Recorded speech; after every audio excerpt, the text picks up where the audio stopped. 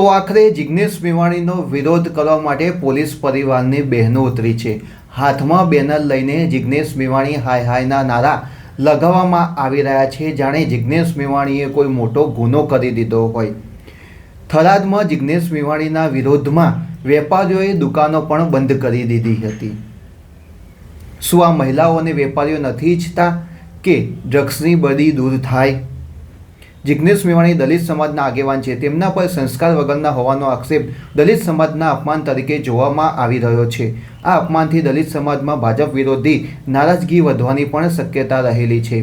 આ નિવેદન આગામી ચૂંટણીઓમાં દલિત મતદારોને એકત્ર કરવા માટે વિપક્ષ અને જિગ્નેશ મેવાણી માટે મોટો મુદ્દો બની શકે તેમ છે।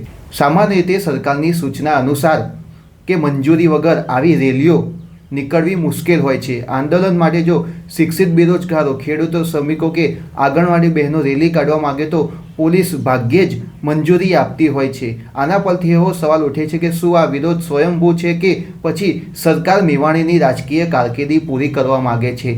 કેમ કે જે રીતે સરકાર જિગ્નેશ મેવાણીની પાછળ પડી છે તે રીતે તો તેમને રીતસરના ટાર્ગેટ કરવામાં આવી રહ્યા હોય તેમ લાગી રહ્યું છે।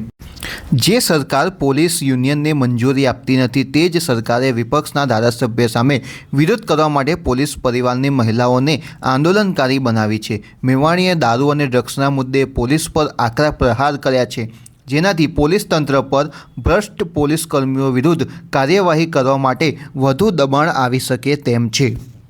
બીજી તરફ મેવાણી દલિત સમાજના મોટા અવાજ અને યુવા નેતા હોવાથી હર્ષ સંઘવીનું આ નિવેદન દલિત સમુદાયના સન્માન સાથે જોડાઈ શકે તેમ છે।